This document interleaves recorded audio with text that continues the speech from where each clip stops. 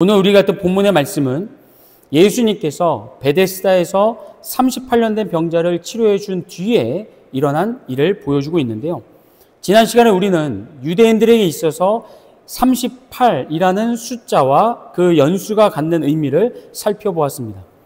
구약 성경을 보게 되면 딱 한 번 이 기간이 등장을 하는데, 그때가 가나안 땅을 약속받은 출애굽 1세대가 하나님을 향한 불신과 불순종으로 인해 가나안에 들어가지 못하고 뭐합니까?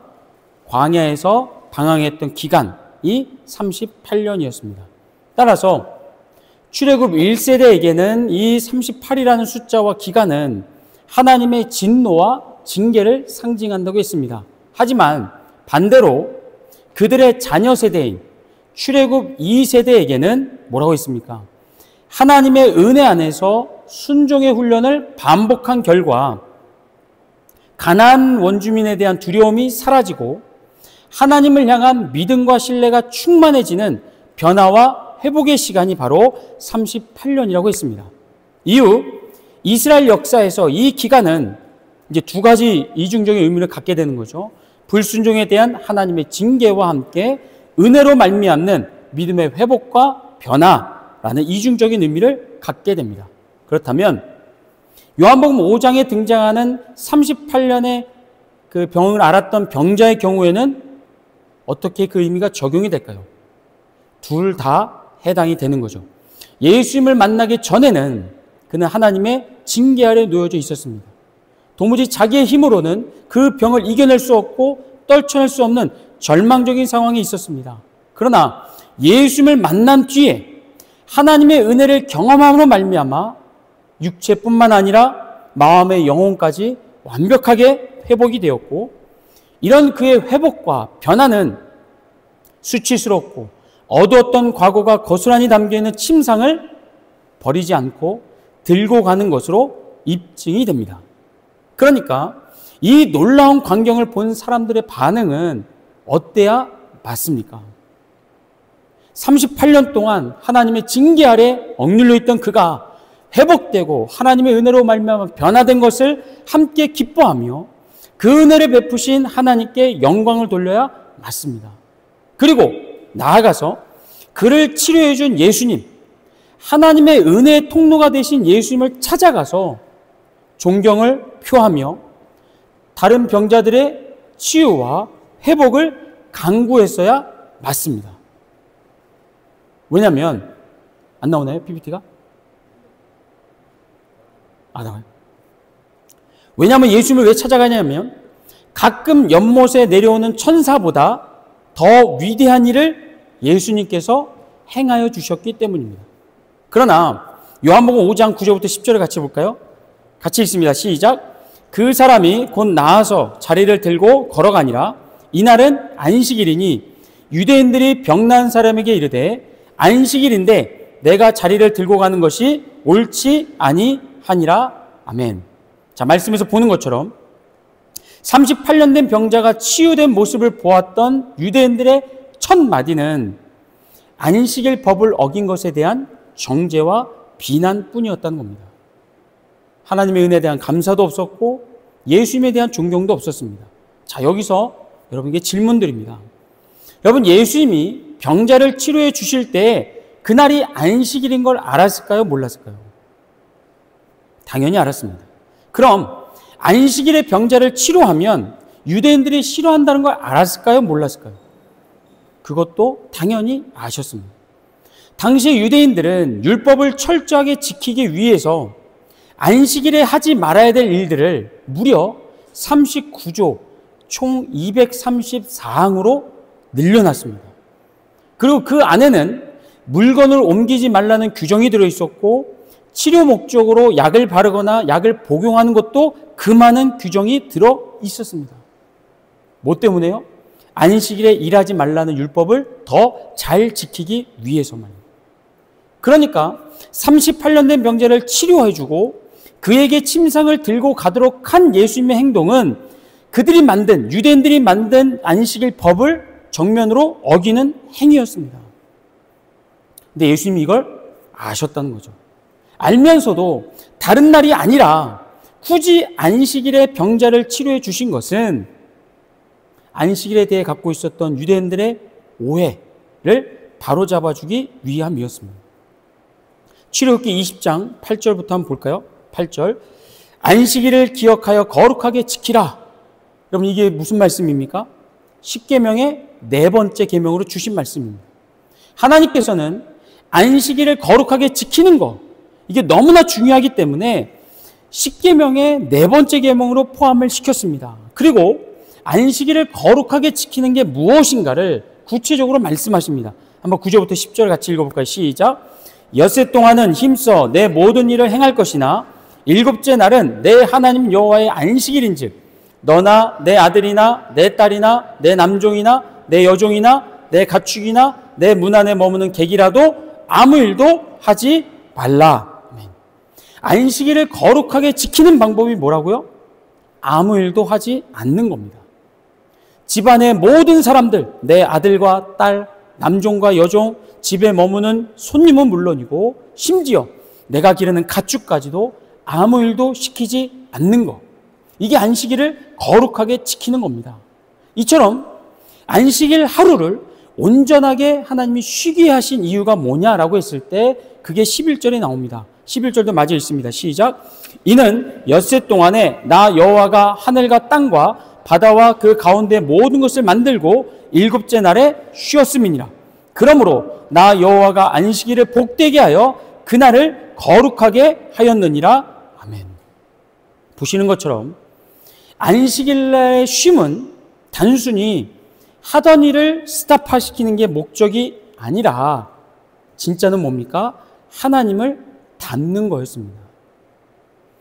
6일 동안 세상을 창조하시고 7일째 안식하셨던 하나님처럼 그분과 함께 쉬는 것, 그분과 함께 쉼을 누리는 것이 안식일을 주신 목적이었다는 겁니다. 근데 중요한 건 하나님이 왜 7일째 안식하셨냐는 거죠. 그게 창세기에 나옵니다. 2장 1절부터 2절을 같이 볼까요? 시작. 천지와 만물이 다 이루어지니라. 하나님이 그가 하시던 일을 일곱째 날에 마치시니 그가 하시던 모든 일을 그치고 일곱째 날에 안식하시니라. 아멘. 자, 2장 1절에서 우리말 이루어지니라와 2절에 등장하는 마치시니, 이걸 우리말로 번역했던 히브리어가 둘 다 칼라라고 하는 히브리어 동사에서 파생된 단어입니다. 같은 단어입니다. 근데 이 칼라의 뜻이 뭐냐면 완성되다, 성취되다라는 뜻입니다. 다시 말해 하나님께서 7일째 쉬셨던 것은 6일 동안의 피로가 누적돼서가 아니라는 겁니다. 번아웃 하시고 탈진해서 쉬신 게 아니라 뭡니까? 6일 동안의 창조가 완벽하게 끝났기 때문입니다. 뭐 하나 부족하거나 빠지는 거 없이 계획하신 대로 모든 창조가 6일째에 다 끝났기 때문에 7일째 가셔는 마음껏 안식하셨던 겁니다. 그래서 창세기 2장 3절을 보시면 이 내용이 다시 반복됩니다. 하나님이 그 일곱째 날을 복되게 하사 거룩하게 하셨으니 이는 하나님이 그 창조하시며 만드시던 모든 일을 마치시고 그날에 안식하셨음이라. 아멘. 하나님이 6일 동안에는 창조하시고 7일째 날에 어떻게 하십니까? 복되고 거룩하게 하셨습니다. 이걸 좀 더 쉽게 다가오는 표현으로 바꾸면 이겁니다. 6일 동안에 창조된 모습을 보시면서 하나님이 매우 만족해 하셨고 자랑스러워 하셨다는 겁니다.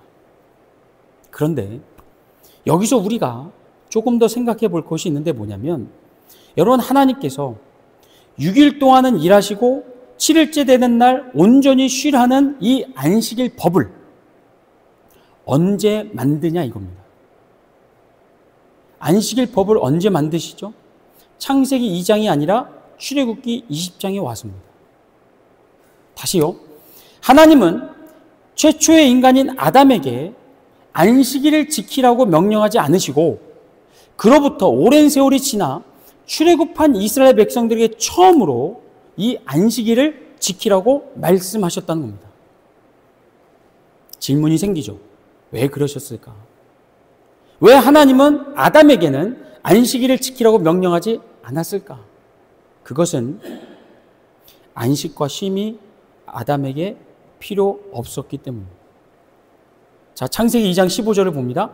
여호와 하나님이 그 사람을 이끌어 에덴 동산에 두어 그것을 경작하며 지키게 하시고. 여기서 그 사람은 누구를 얘기할까요? 최초의 인간인 아담을 이야기하는데, 여러분, 아담이 뭐 했다고요? 에덴 동산에서 맨날 놀고 먹지 않았습니다. 말씀에서 우리가 본 것처럼 그는 에덴 동산에서 자라나는 풀과 나무들을 가꾸고 경작했고, 창세기 2장 19절에 보면 그 와중에 각종 들짐승과 새들의 이름을 하나하나 아담이 다 만들어 주었습니다. 다시 말해, 아담은 에덴 동산에서 열심히 일했습니다. 수고하고 땀 흘렸습니다. 그런데도 하나님께서 그에게 안식일을 따로 정해주지 않았던 것은 범죄하기 전 아담에게 노동은 생계나 생존을 위한 수단이 아니라 하나님의 은혜 안에서 누리는 예배였기 때문입니다. 다시 말해, 범죄하기 전에 아담은요, 먹고 살기 위해서 일한 게 아니라 하나님께서 지으신 세상을 경작하고 가꾸는 일, 다시 말해 하나님의 창조 사역에 동참했습니다. 그것은 하나님의 영광을 드러내는 예배의 연장선이었다는 겁니다. 즉, 창조주 하나님과 동행하며 그분의 사역에 동참하는 것 자체가 아담에게는 뭐가 된 겁니까? 하나님과 함께하는 안식이 되었다는 거죠. 그게 안식이었습니다. 그런데 선악과를 먹고 범죄한 이후에 노동의 의미가, 가치가 변질되고 맙니다. 창세기 3장 17절입니다. 아담에게 이르시되 내가 내 아내의 말을 듣고 내가 내게 먹지 말라 한 나무의 열매를 먹었은즉 땅은 너로 말미암아 저주를 받고 너는 내 평생에 수고하여야 그 소산을 먹으리라. 아멘. 이 말씀처럼 죄를 짓고 난 후에 아담은 하나님과 친밀한 관계가 깨져버리고 말았습니다. 나아가 그가 돌보았던 땅도 저주를 받았습니다. 그 결과 범죄한 아담에게 노동은 더 이상 하나님과 동행하며 그분의 영광을 드러내는 예배가 아니라 뭐로 바뀝니까?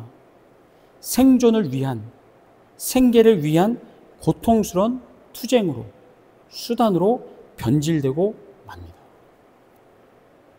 그런데 하나님께서 죄로 인해 발생된 이 비극을 그대로 놔두지 않으셨습니다. 하나님은 타락한 인간이 다시금 하나님 안에서의 이 참된 안식, 하나님과 함께 일하는 것을 회복하기 위해서 출애굽의 구원을 통하여 하나님의 백성으로 거듭난 이스라엘 백성들에게 안식일 법을 주신 것이었습니다. 범죄한 아담이 잃어버렸던 하나님의 은혜 안에서 누리는 참된 안식과 쉼을 이스라엘 백성들을 통하여 회복하고자 하셨다는 거죠. 그런데 여기서도 흥미로운 건 뭐냐면 하나님께서 안식일을 율법으로 정하기 전에 먼저 참된 안식과 쉼을 맛보여 주셨다는 겁니다. 법으로 만들기 전에요. 그게 뭐냐면 하늘에서 내려온 만나였습니다. 만나. 그럼 만나는 아시다시피 광야 생활 내내 이스라엘 백성들이 매일 먹었던 주식이었습니다. 그런데 그 만나를 이스라엘 백성들이 노동해서 얻은 게 아니라 하나님의 은혜로 주어진 선물로 얻었다는 겁니다. 출애굽기 16장 4절입니다. 그때 여호와께서 모세에게 이르시되 보라 내가 너희를 위하여 하늘에서 양식을 비같이 내리리니 백성이 나가서 일용할 것을 날마다 거둘 것이라. 아멘. 여러분, 하나님께서 이스라엘 백성들이 만나를 어떻게 구했답니까? 직접 땅을 갈아엎고 씨를 뿌리고 물을 주고 재배해서 얻은 게 아니라 하늘에서 비처럼 내려주었습니다. 첫째 날부터 여섯째 날까지 하나님은 매일 신선한 만나를 공급해 주셨고요. 여섯째 날에는 갑절에 그 양을 허락해 주셨습니다. 왜냐하면 일곱째 날에 안식날을 쉬게 하기 위해서 말입니다. 물론 하나님은 만나를 백성들 입안에 넣어주진 않았습니다. 그 대신 매일 아침 만나를 모으고 거두는 수고를 하게 하셨습니다. 왜요? 노동의 의미와 가치를 회복시켜주기 위해서입니다. 과거 에덴 동산에서의 아담처럼 매일의 노동을 나의 먹거리를 위해, 나의 생기를 위한 투쟁이 아니라 하나님의 은혜에 동참하고 누리는 행위로서의 노동으로 바꿔주신 겁니다. 하늘에서 내려오는 만나를 통해서 말입니다. 그리고 나서 안식일을 법으로 정해 주신 것이었습니다. 따라서 안식일에 일하지 말라는 것은 단순한 육체의 쉼을 넘어서 내 생명과 미래, 안전을 스스로 책임지지 말라는 의미입니다. 왜냐? 구원받은 하나님 백성들은 더 이상 죄의 저주가 아니라 하나님의 은혜 안에 있기 때문입니다. 다시 말하면 6일 동안 나의 어떤 수고보다도 더 큰 은혜와 기적으로 나를 먹여주시고 입혀주신 하나님께서 안식일에도 지켜주실 것이니까 이 믿음으로 하루를 온전히 쉬라는 겁니다.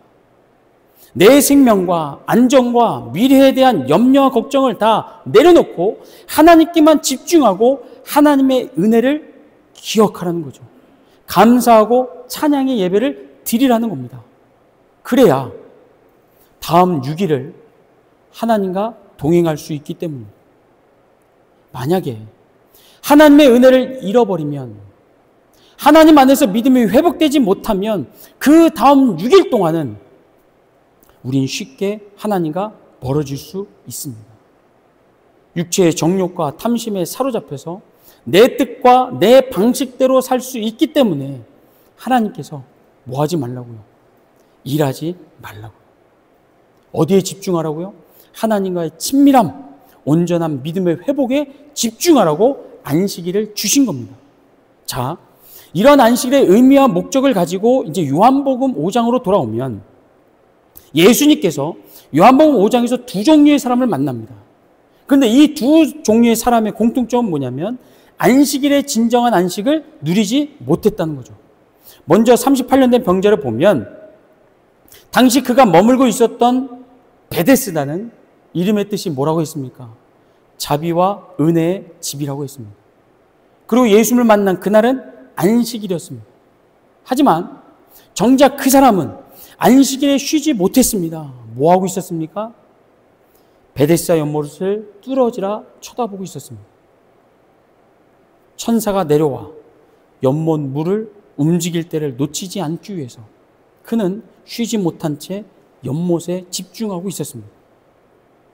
그가 이처럼 안식일에도 쉬지 못했던 이유는 38년이라는 시간이 말해주듯이 하나님의 은혜에 벗어나서 진노와 징계 아래 놓여 있었기 때문입니다.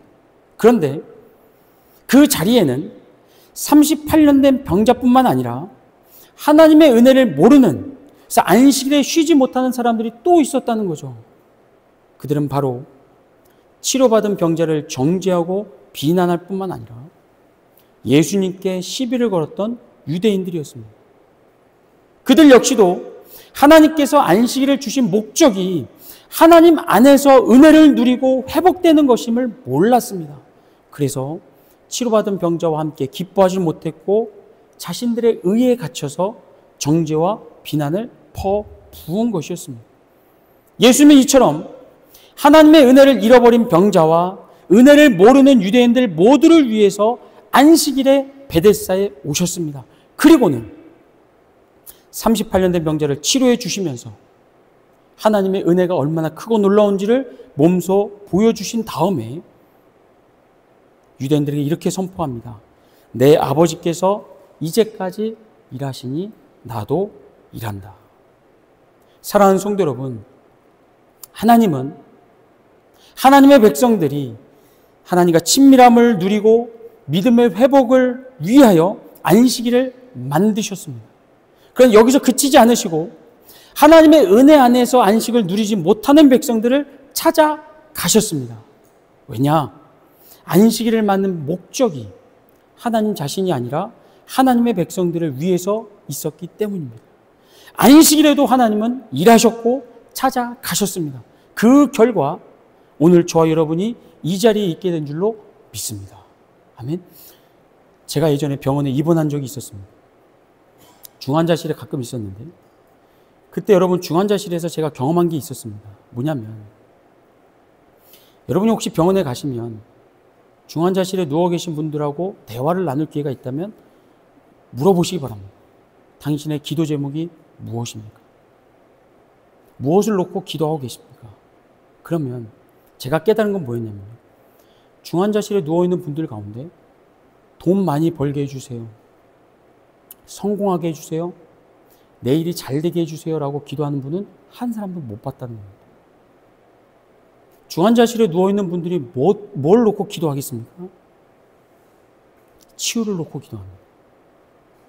하루라도 저 병원 밖에 나가서 따스한 햇살과 맑은 공기를 마시며 단 한 번이라도 내가 사랑하는 사람과 맛있는 음식을 먹는 것, 내가 가고 싶은 곳을 가는 것, 나에게 건강이 허락되는 것, 그걸 놓고 중환자실에 계신 분들은 기도합니다.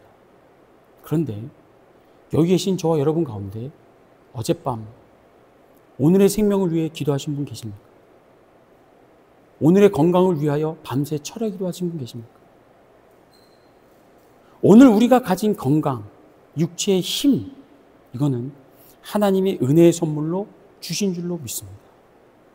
하나님께서 우리를 위하여 일하고 계시기에 우리에게 베푸신 은혜로 말미암아 오늘 우리가 이 자리에 있는 것이고, 우리가 하루를 살아갈 힘을 얻는 줄로 믿습니다.